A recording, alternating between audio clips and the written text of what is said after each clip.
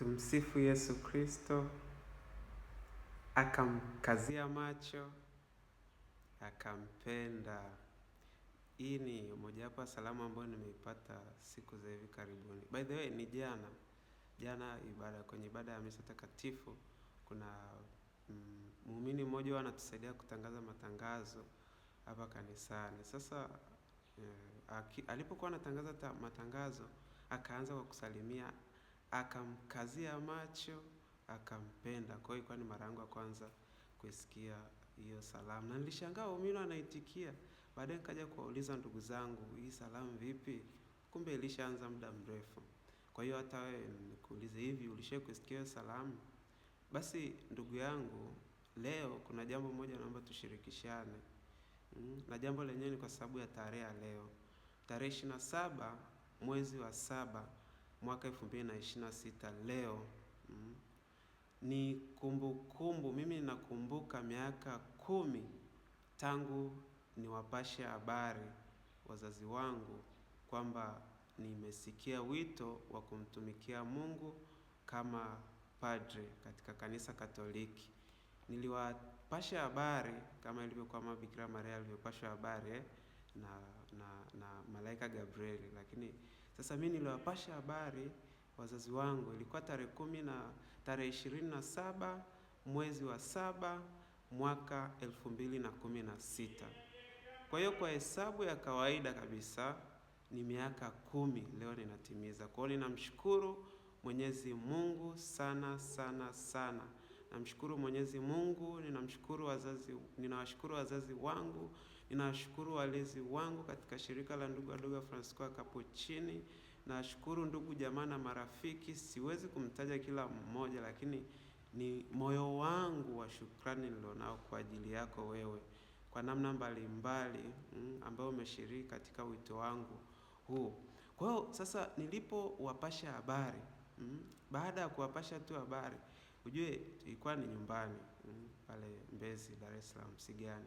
Ukiwa ndani niliwaambia, baada ya kuona kwamba wapo wametulia wamekaa pale wenyewe, nikaambia mama, baba, nina jambo la kuwaambia. Baada ya kuwaambia tu, saa hiyo hiyo mama alinirukia. Sio kwa kunirukia ni kwa maana ya kunipiga, alinirukia kwa furaha na akaja akanikumbatia. Huko anatamka maneno ya kumshukuru Mungu, naye akumbuka sana, na niliandika pia kwenye tulipoambiwa katika nikiwa postulante ya kwanza tuliambiwa tuandike historia fupi ya wito. Niliandika pia maneno. Akasema kwamba yaani mwanangu, ili ndio huwa ambalo namuomba sana Mungu, ili nipate angalau padre kwenye usao wangu, kama vile Kichaga fulani hivi kwenye usao wangu, nipate angalau padre au sister. Sababu mama yangu katika historia yake alitamani kuwa sister, lakini hakuwa. Kwa hiyo akaniambia hivyo, na baba yake akanishika tu mkono, akaniambia njia nyeupe mwanangu. Hivyo. Kwa hiyo lengo la kusema haya ni nini, ndugu zangu, kaka yangu, baba yangu, mama yangu, popote pale ulipo, hapo ulipo, sijui uko wapi. Lengo la kusema haya ni kwa ajili ya moyo wa shukrani kwanza, kama ambavyo sehemu ya Ekaristi, sala ya Ekaristi Takatifu, sala ya pili, nilikuwa naambia wakati fulani kwamba kwenye misale ya altare ipo ukurasa wa 400. Pale mwanzoni kabisa anasema ni vema na haki, tena tendo la kufaa na la kuleta wokovu. Sasa hii pati inayofuata, kukushukuru wewe daima na popote. Kwa hiyo lengo langu kubwa ni shukrani, lakini pia lengo lingine ni kukuambia wewe mzazi, wewe baba, wewe mama, wewe mlezi, hebu unamsapotije mwanao, unamsapotije mtoto wako katika wito alioitiwa? Pengine ameitiwa wito wa upadre, unamruhusu? Ama ameitiwa kuwa sister mtawa, unamruhusu? Ama unataka tu upate wajukuu? Maana mimi wazazi wangu niliwaambia, jamani, kama mlikuwa mnadhani kwamba nitawapatia basi wajukuu, hapana, Mungu anataka nimtumikie kama padre. Kwa hiyo hivi wewe mzazi, wewe unapoambiwa hivyo na mtoto wako, unamsapoti ama unamkatalia? Kuna mzazi mmoja nilikuwa naongea naye siku fulani, sitamtaja jina. akaniambia kwamba mtoto wake alitaka kwenda upadre, lakini akamkataza. Yeye hataki kata. Anasema kwamba mimi nimemsomesha kwa hiyo mara nyingi, nimemsomesha kwa hela nyingi, nataka anirudishie. Umeona sasa, ukija kuangalia mzazi kama huyu anazuia wito wa mtoto, lakini uzuri kidogo mzazi anaendelea kuelewa kwa sababu wazazi mna nafasi kubwa sana katika miito ya watoto wenu. Hivi wewe kama ungezuiwa kuolewa na huyo uliolewa naye, ingekueje? Kama ungezuiwa kumwoa huyo uliyemwoa, ingekueje?